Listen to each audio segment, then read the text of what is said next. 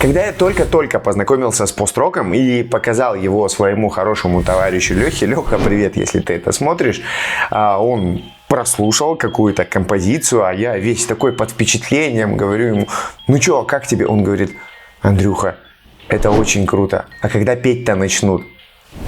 Всем привет, друзья! Андрей Уши в огне. Продолжаем жанровые видосы. Очередь дошла и до пост-рока. В комментарии к этому видео, как всегда, пишите свою историю знакомства с жанром, а также самых любимых исполнителей. Погнали! Ну и как всегда, в описании к данному видосу ссылка на плейлист для знакомства с пост-роком. Рассказ о пост-роке, как и в случае с пост-металом и пост-хардкором, стоит начать с приставки «пост». Многие ошибочно интерпретируют ее как, мол, новый виток развития рок-музыки или же как что-то, что было после. Суть же несколько в ином. Пост-рокеры берут от рок-музыки традиционные инструменты и используют их нетрадиционным способом. Никаких аккордов и рифов, только текстуры. Пожалуй, самым ярким примером такого отклонения от рок-канонов я бы назвал линейную структуру композиций. В крайне редких случаях вы можете встретить пост-рок трек с традиционной куплетно-припевной структурой. Обычно это композиция с единой мелодией, но прогрессией на протяжении всего трека. Напряжение может нарастать, где-то может быть эмоциональная кульминация, вступление же, наоборот, будет спокойным. Эта формула, которую я только что назвал, это, конечно же, не абсолют и не идеальная структура песен, которой придерживаются все пост-рокеры, но куплетно-припевную структуру я у них встречал практически никогда, только если у каких-то плохих пост-рокеров, но об этом чуть позже.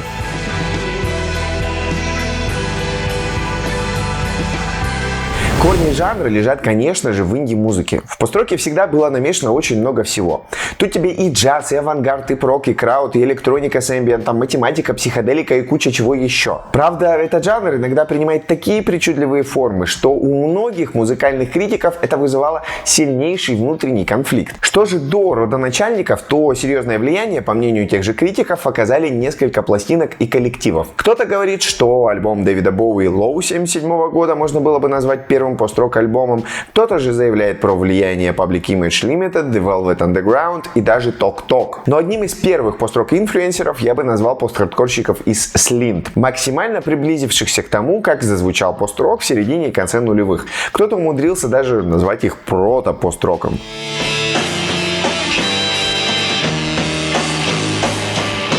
Альбомом, после которого пост-рок родился в более оформленном виде, я всегда считал Hex 1994 года от Bark Psychosis. Именно в отношении него Саймон Рейнольдс из журнала Mojo впервые полновесно использовал этот термин. Альбом, к слову, просто замечательный и довольно многогранный. Крайне рекомендую.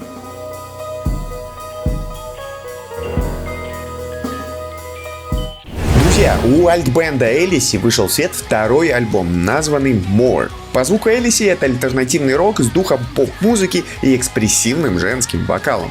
Сам альбом значительно отличается от первого полноформатника более тяжелым звучанием, более смелыми текстами и большей агрессией, что стало закономерной реакцией на многие события 2020 и 2021 года. Заценить альбом вы можете по ссылке в описании. А если он вам понравится, то приходите и на его презентацию в Москве 3 июня в клуб «Правда». Думаю, для многих из вас пост-рок ассоциируется с инструментальной музыкой, и это в целом так. Но далеко не вся инструментальная музыка может считаться пост-роком, и дело как раз-таки в той самой линейной структуре композиций. В основе любого пост-рок-бенда, альбома или композиции должен быть некоторый мелодический или идейный стержень, на который уже опирается все остальное. Этот жанр звуковых ландшафтов и молчаливых историй. Он скорее про эмоции, а не про выброс энергии. Настоящий пост-рок рисует картину, когда просто инструментальный рок лишь что-то иллюстрирует.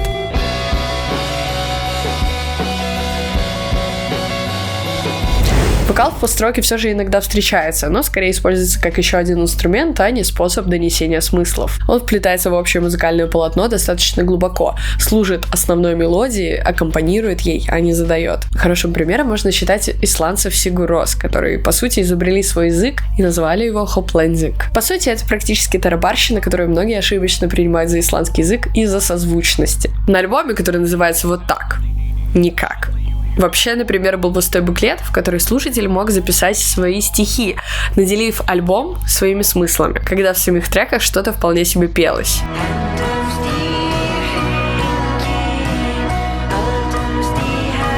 Рассветом жанра я считаю конец 90-х годов. Именно тогда выпустили свои самые значимые альбомы канадцы из Godspeed You Black Emperor. Lift Your Skinny Fists Like Antennas to Heaven 2000 года многими признается одним из лучших, показательных и самых значимых альбомов в жанре. И это не мудрено. Музыка Godspeed You всегда представляла из себя хитросплетение мелодий и инструментов. Каждый музыкант в коллективе играл свою роль, что в совокупности с их видеопроекциями на выступлениях и политическими заявлениями в повседневной жизни сформировал образ замкнутой в себе, но открытой миру формации. Их музыка легка в восприятии, но сложна в эмоциональном плане. Возможно, я бы не стал рекомендовать альбомы Godspeed You для ознакомления с жанром первым делом, но прийти к ним обязательно стоит.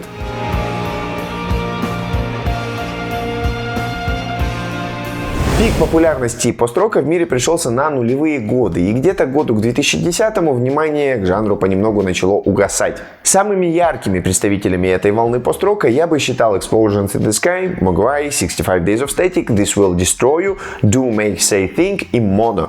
Ранние работы God is an Astronaut тоже в счет, но к этому коллективу лично у меня особое отношение, потому что где-то года с 11-12 они начали жуткое и регулярное самокопирование, что не пошло на пользу как им, так и жанру. Все перечисленные коллективы отличались от пост-рока 90-х более насыщенным звуком и более концентрированными эмоциями. Многие группы того периода начали все больше и больше ударяться в какую-то лютую меланхолию, что и породило кучу мемов про грусть, печаль, пост-рок. И если честно, это самый худший стереотип, связанный с этим жанром. Ведь далеко не все группы работали именно на такой образ. Многие вкладывали в свой посыл огромное количество надежды на лучшее и хоть и минорного, но позитива. Как мне кажется, самыми неординарными представителями жанра того периода были британцы 65 Days of Static. Они видоизменили формулу жанра таким образом, что он уже никогда не стал прежним. Серьезно. 65 добавили немного IDM-ной электроники, немного математических размеров и смогли сделать свою музыку доступнее для широких масс. И я готов признать, что и по сей день они сохраняют свою звуковую идентичность.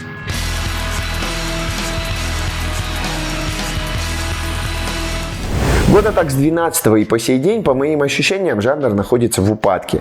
Релизы выходят даже от старичков, но уже должный эмоциональный эффект на музыкальную общественность не производят. Так произошло, как мне кажется, из-за той самой печальности пост-роковых групп конца нулевых.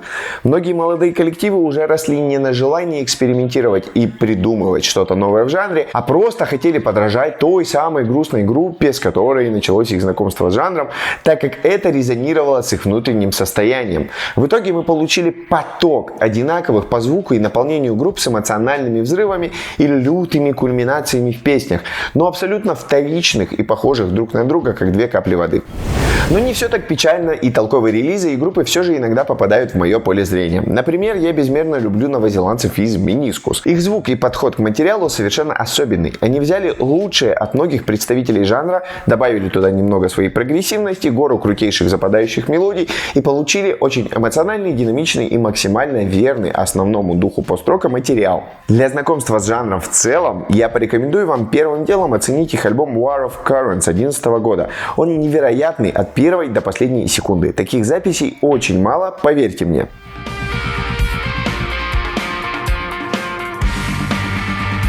Также в отдельную позицию я выделю японцев из группы То. Они являют собой полную противоположность Meniscus. Они гораздо спокойнее, их музыка больше базируется на комплексности и мелодике джаза. В их звучании акустики больше, чем эффектов, но эмоциональность находится ровно на том же высоком уровне. И знакомство лучше начать с альбома 2005 года The Book About My Idle Plot on a Vague Anxiety. В нем в меру самых разнообразных эмоций.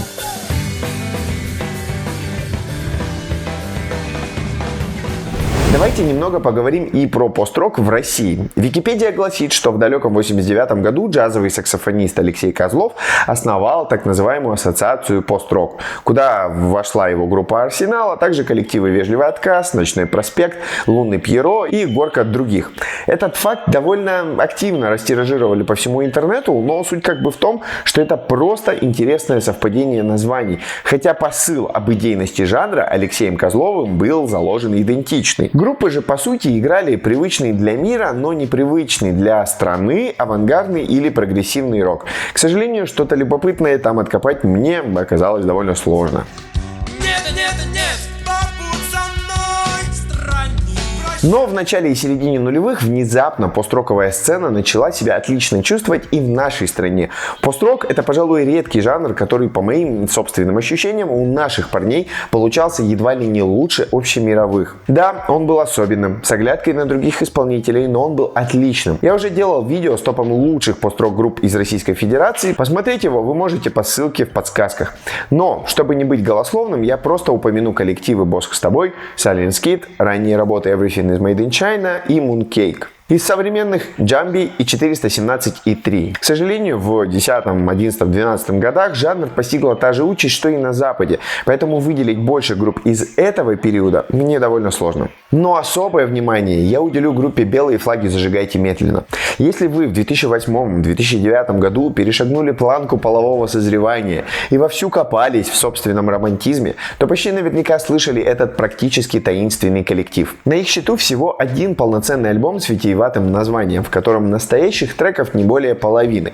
Но тот звук и ту эмоциональность материала, что привнесли БФЗМ с собой, по моим ощущениям, никто не смог превысить на нашей сцене. Их треки прямо дышат юностью, они говорят все и сразу. Все, кому в то время я показывал этот альбом, проникались его духом. Я даже в далеком 2008 году создал фанатскую группу БФЗМ ВК, которая в итоге почти стала официальной. К сожалению, коллектив распался где-то в районе 2010 года, но их наследие живет в душах всех, кто с ними сталкивался.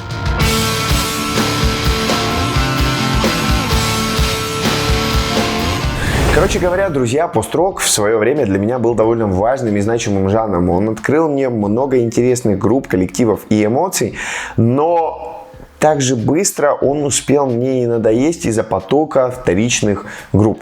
Тем не менее, я переслушиваю своих любимых исполнителей того времени регулярно, постоянно. Они все так же мне нравятся, и я решил рассказать об этом вам. Друзья, если вам нравятся мои видео, рассмотрите возможность поддержать меня на Бусти или на Патреоне. Там много всяких плюшек. Загляните по ссылке в описании. Возможно, что-то интересное вы там найдете. Специально для вас вот здесь будет видос с топом лучших пост-роковых альбомов по версии «Ушей в огне».